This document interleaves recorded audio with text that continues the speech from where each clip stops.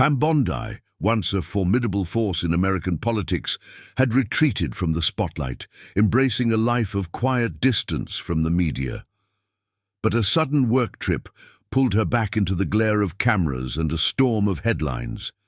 She found herself face to face with a federal judge who planned to publicly discredit her, live and on the record. Nobody expected the tide to turn in just 30 seconds, one moment, one reversal, and a truth too powerful to stay buried. Where are you watching this from? Drop a comment and stay until the end, because this ending is one you won't want to miss. Not everything broadcast live is the truth, and not every televised clash begins on fair ground. When the national network announced a special dialogue between federal Judge Gerald Whitman and former Attorney General Pam Bondi, it was quickly billed as the most anticipated legal showdown of the year. Media outlets scrambled to break the news, and the network launched a cinematic trailer. Two people from two generations, two schools of thought, two opposing symbols facing off live in prime time. The question: power and justice.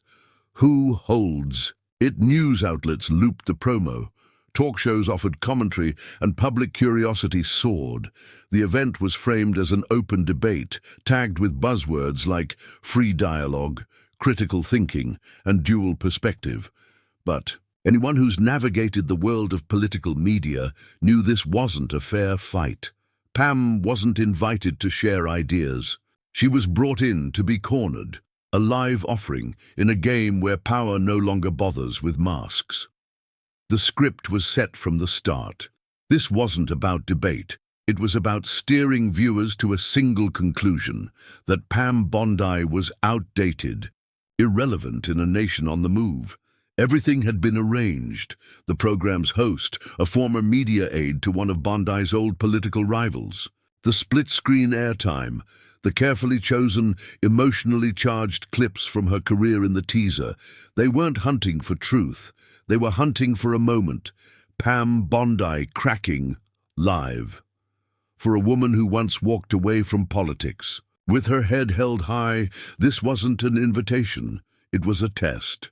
Behind the scenes, they believed that if they could make her stumble on camera, they wouldn't just tarnish her image. They'd weaken the independent voice she still embodied, a voice that stood for principle over party lines.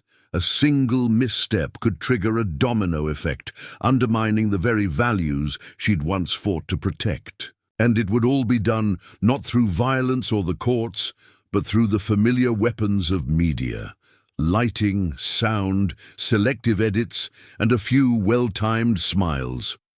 To the public, the show was marketed as democratic dialogue. Two equals sharing ideas, but in reality, only one person knew she was being hunted. The other thought he was the hunter. The trap didn't need wires or barbed hooks, it just needed the right stage.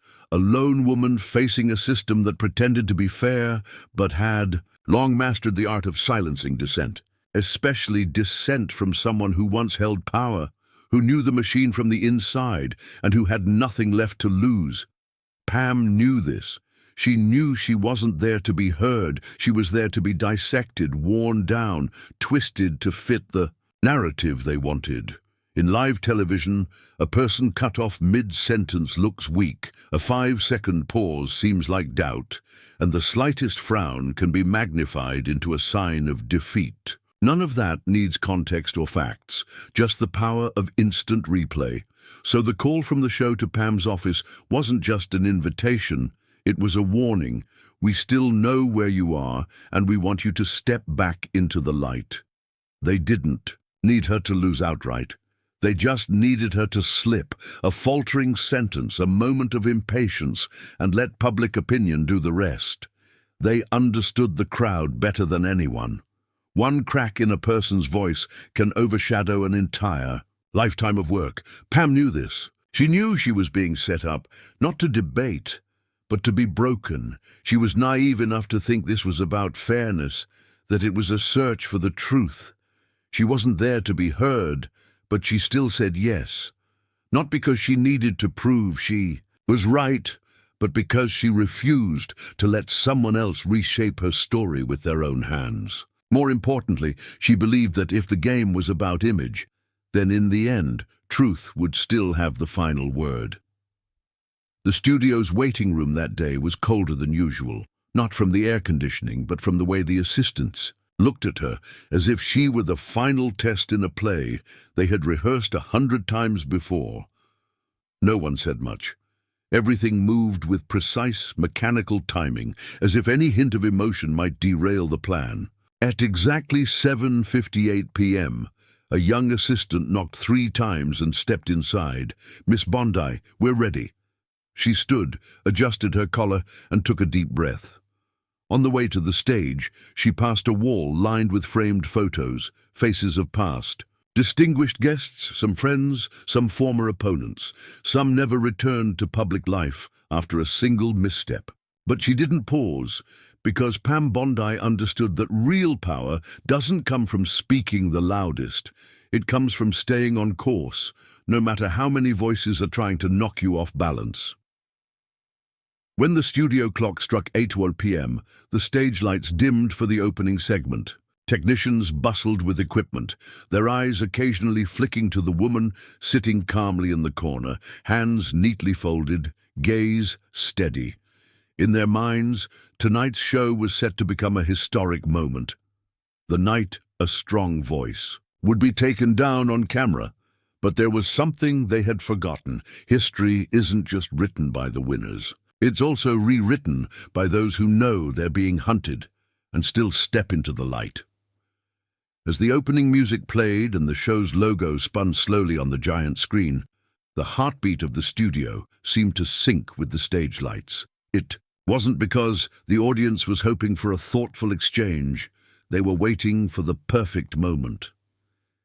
The instant when the woman seated across the table, her eyes steady and composed, might falter, hesitate, or slip, and standing at the center of the studio, like a man too accustomed to playing referee, Gerald Whitman emerged. He carried the demeanor of someone shielded by an invisible authority no one dared name, the privilege of the system. Whitman didn't sit down right away. He stood tall, his eyes sweeping the crowd with restrained smugness, as if bestowing upon them the honor of witnessing yet another display in his endless streak of televised dominance. For Whitman, justice wasn't always the goal. Sometimes it was merely a thin curtain for the stage he commanded. He was the director, the script, crafted by producers, and the guest, someone usually too unaware to realize they'd been lured into a rigged game. He had once made a security expert cry with 3 consecutive questions. He had shut down a senator with a finely trimmed excerpt from legal code. He never hesitated to interrupt. He deferred to no one and never conceded a point. Dressed in a dark suit, his voice metallic and deliberate, he embodied the kind of man who didn't win arguments by being right, but by making people believe he was. That was his danger, not in reason, but in how he controlled the flow of information and the rhythm of the dialogue. That night, Whitman walked onto the set with the full confidence he'd do the same, if not more easily, with Pam Bondi. To him, she was just another name to be framed in the public mind as outdated, irrelevant, a relic of a broken system. He knew everything was tilted in his favor, the unequal split of airtime, the carefully curated questions zeroing in on the most controversial parts of Pam's career. If anything went off script, the editing team would make sure the final cut kept him on top. With all those advantages, Gerald Whitman didn't enter that set as a judge. He entered as a hunter, disguised in the robes of justice. A final adjustment was made to his lapel mic. The lighting hit his face, accentuating the sharp angles and stern expression. The camera swept across just as he turned to Pam Bondi, offering a nod that carried no courtesy, only challenge. He wasn't known just for his rulings, but for his relentless questioning, piling on the pressure and then suddenly stopping, letting his opponents fall into the pits they dug themselves. His sharpness had earned him nicknames like the Razor on AI and the Gavelless Judge. But behind the flashy language was a truth few dared to admit. Wittmann had never entered a conversation where he didn't hold the right to interrupt. And in the world of television, where airtime is gold, emotion is bait, and the camera the ultimate judge, he had always controlled the game. Tonight, he carried that same confidence. He carried that unwavering confidence with him onto the stage, knowing exactly how the questions would unfold. He understood the arc of the show and how to make the audience feel like he was guiding the narrative, even if he wasn't the one holding the microphone.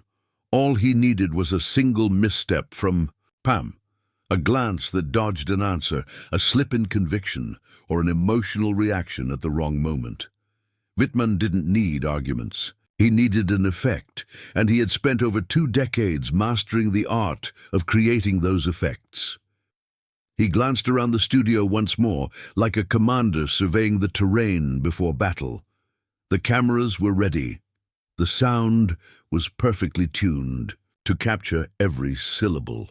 The air in the room had been cooled just enough to subtly undercut a guest's confidence, one of the many small tricks he'd once suggested in a post-production meeting. From his seat, with everything tilted in his favor, Wittmann felt like he was presiding over a court.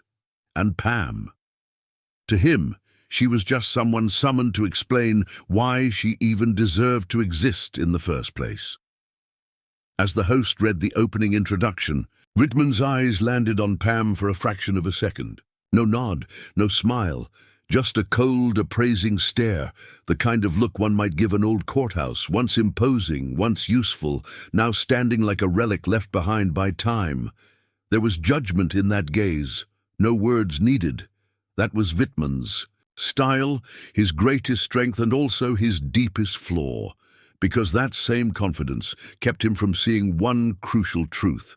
Those who have survived the weight of the system and are still standing are rarely easy to manipulate. He saw in Pam a silent face, but he couldn't read what the silence held. He thought she was there to defend herself, but in reality she was waiting for him to begin, so she could confirm he would play exactly the role she expected.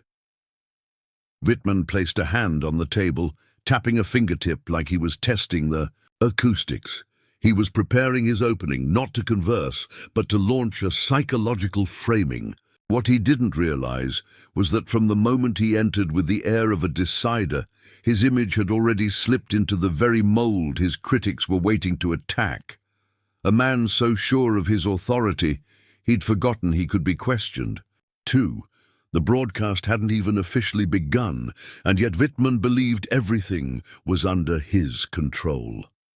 He had no idea that every word he was about to say, every glance he was about to cast, every half-smile he would let hang in the middle of a sentence was being carefully noted, and they would not be countered with emotion, but with something colder, sharper, harder to escape. In this moment he still sat where he always had, center frame, in control, beneath the brightest lights. But those very lights would deny him the one thing he might soon need, a shadow to disappear into. The stage lights swept across the set like an appraisal beam, defining every detail, every posture. On the other side of the long glass table, across from Judge Gerald Wittmann, already seated with his hand on the lever of the narrative, Pam Bondi appeared. She didn't enter like someone rebuilding her image, nor with the air of a person seeking justification. She simply walked in the same way she had walked through high-profile national cases, direct, clear, with nothing to explain. There was no triumphant soundtrack, no grandiose introduction, no highlight reel of her career, and yet something happened the moment she entered the frame, something that made the entire space pause. The presence of someone who had spent a lifetime confronting power without ever needing to prove she belonged. Pam Bondi wore a white suit. For most politicians, white is a risky choice. It reflects coldness, exposes superficiality, unless it's anchored by intellect and presence. But on her, It wasn't just a color. It was a message. Every cut, every fold, every step she took was chosen with the same precision she once used to read legal briefs. Nothing extra, nothing missing, no wasted gesture. People might disagree with her, but no one could deny she walked in as if she had never left. Not as the return of a name, but as the reappearance of a principle the media had grown comfortable sidelining. Pam had been a difficult figure for multinational corporations, especially in the pharmaceutical industry, where she openly exposed marketing tactics that preyed on the fears of the poor and the ignorance of the sick. She had taken on big banks during the housing crisis, when millions were pushed into bankruptcy through shady, opaque lending practices. Those stands didn't earn her many friends in finance, but they made thousands of ordinary people feel like someone was still willing to speak the truth and brave enough to do it in public. Then she stepped away, quietly, no declarations, no podcast, no memoir. She chose silence as her final reply to a media system that had worn down human values into clickbait and trending lines. But those who followed her understood. Pam Bondi didn't fall silent because she was out of words. She went quiet because she understood when to speak and when to let the world catch up to her. Today, she didn't show up to reclaim a name or a title. She came to put an end to something far more dangerous than a single unfair verdict: unchecked power. The network didn't frame her appearance as a triumphant return. Instead, they called her a notable counterweight, a phrase meant to sound neutral, but loaded with the hope that she'd be dissected, questioned, and, if they were lucky, discredited. But Pam didn't care. She wasn't there to play along with anyone's script. She wasn't there to reclaim anything, because the truth is, people who know they haven't lost anything don't have anything to fear. Under Whitman's gaze, cold and steeped in assumed dominance, Pam didn't flinch. She glanced at him once, then looked straight into the camera. It wasn't a challenge. It wasn't an act of submission. It was a quiet message for the audience. I'm here for you, not for him. That simple distinction was something no television producer could control. When a woman enters someone else's arena, not to fight, but to help the audience find their way out of a maze they don't even know they're trapped in, it changes everything. The host began the introduction in a flat tone, mentioning Pam's past titles and a few vague events. He slipped in a question, carefully crafted to sound harmless. Was her return political or just personal? Everyone in the room knew it was a polite dig at her motives, a test of her legitimacy. Pam didn't answer right away. She just smiled, no sarcasm, no evasion. It was the smile of someone who had already seen the path they'd tried to lead her down and chose not to follow it. Instead, she looked directly at the camera and said softly, "Clearly, I'm not here for me, and I'm not here to answer the questions they've scripted. I'm here to remind this system of something it seems to have forgotten. No one, no matter if they wear a judge's robe or shape public opinion, should be beyond question." It wasn't a grand declaration. It was a quiet spark, one that would smolder through the polished layers of power in that room. The host hesitated. Whitman's expression didn't change, but the atmosphere shifted. Not because of an attack, but because of an intentional stillness. In a world that thrives on noise, her calm, unwavering presence landed like a hammer. Pam didn't need to fight. She just had to stand there, fully present, clear and silent, and that was enough to force everyone else to see themselves more clearly. No script had accounted for that. No producer had planned for the woman who needed no introduction to be the one who would quietly reveal everyone else's true face. After a curt, almost dismissive introduction, Whitman finally leaned forward, eyes sharp. His voice was steady and cold as he launched the first real attack, a question disguised as a dagger. "Ms. Bondi, why should Americans trust your words? Someone who's failed in multiple legal battles and now holds nothing but an empty seat in public office. It was a short question, but designed to cut deep. It targeted her past, her reputation, her supposed failures, all live on national television. It wasn't a search for truth. It was an invitation to tear her down in front of millions. He paused, eyes locked on her, daring her to slip, to reveal a crack, something they could twist into a soundbite, a headline, a viral moment. He used her full former title, only to strip it of weight by emphasizing failure. It was an elegant insult wrapped in protocol, a calculated move to turn the moment into a public reckoning. The studio air shifted. The faintest murmurs ran through the audience, enough to confirm this wasn't a dialogue, it was a setup. The camera zoomed in, searching for any sign of a break, a tightening of her jaw, a flicker of anger. But Pam Bondi didn't flinch. She didn't take a deep breath to steady herself or force a polite smile to smooth over the tension. She didn't do anything they expected. She just sat there, calm, still, like the question itself had missed the point entirely. Psychological traps are easy to miss for those who aren't attuned, but Pam Bondi's silence wasn't an evasion. It was compression, quiet but dense. A form of resistance without sound, a presence so potent it made the attacker feel observed in return. Whitman didn't wait for an answer. Before the tension could even settle, he pressed in again with another jab. I think the audience would very much like to know, do you consider yourself moral enough to keep speaking on justice after all? The controversies you've left behind. Here he deployed the on behalf of the public tactic, a rhetorical sleight of hand that removed him from the accusation, framing the doubt as collective, not personal.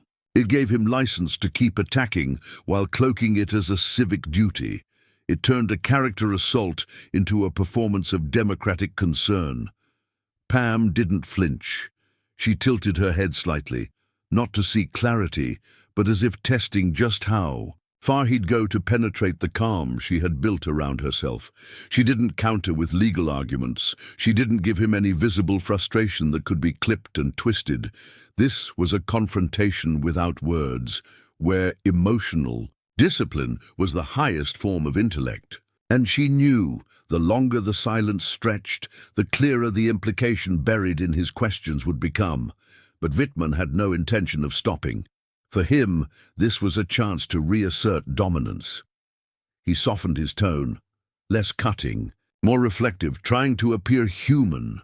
We all have a past, but some choose to face it. What about you, Miss Bondi? Why are you here? It sounded like an invitation to dialogue. In reality, it was another trap. Push back too hard and she'd seem defensive. Accept the question, and he'd already won by framing her presence as an admission of guilt. The question wore the mask of neutrality, but it was layered with insinuation, designed so that any answer could be turned against her. The air in the studio grew thick, not from noise, but from the weight of the pauses. Pam didn't rush to fill the silence. Under the overhead lights, she didn't look like someone on trial. She looked like someone letting her opponent reveal himself completely, so that when she finally spoke, her words wouldn't need volume. The contrast between real authority and his performance was already there for anyone paying attention. That's the strength of someone who didn't show up to win, but to show who was playing both sides. And as the silence stretched a breath, longer, the host, trained to never let dead air linger, began to fidget. But Pam stayed still. Her calm wasn't passive. It was timing, calculated and deliberate. She wasn't waiting to react. She was waiting to respond from a position already mapped out, a moment, no longer than 3 seconds, yet it froze the studio. In what the industry calls television silence, every sound seemed to compress, as if time itself was holding its breath, waiting for something not yet named. The host, who could usually fill any gap with chatter or cut to a commercial, found himself, for the first time in his career, unsure whether to speak at all. because any word now could break something fragile and dangerously potent. Pam Bondi didn't answer Whitman's question. No rebuttal, no outrage, no rush to defend her honor, because she understood that honor isn't protected by counter-arguments. Instead, she reached under the table and slowly pulled out a thin file folder, enclosed in a pale ivory cover. The color was unremarkable, easy to overlook but impossible to mistake for accidental. The movement was unhurried, without theatrics, yet it pulled every gaze in the room to a single point. Not to the folder itself, but to her hand. Her hand. Rearranging the board, Whitman thought he was controlling. She placed the folder on the glass table with a soft tap, not loud enough to shock, but not gentle enough to fade. It lay there quietly, but it drew a new boundary, one drawn without anyone's permission. Still, she said nothing. She raised her gaze and locked eyes with Whitman, not with aggression, but with a calm so firm it chilled. "Are you sure you want to do this?" In a private room, it might have been a simple moment, two people measuring each other's resolve. But here, under studio lights, in front of dozens of cameras and millions of viewers, it became something else entirely. It became a signal, a crack in the pedestal Whitman had built for himself. The audience inside the studio began shifting in their seats, their eyes moving back and forth between them. A few tilted their heads, as if trying to decode the current. Running beneath the polished surface, they weren't just watching a debate, they were watching a woman, unshaken, make the powerful question themselves.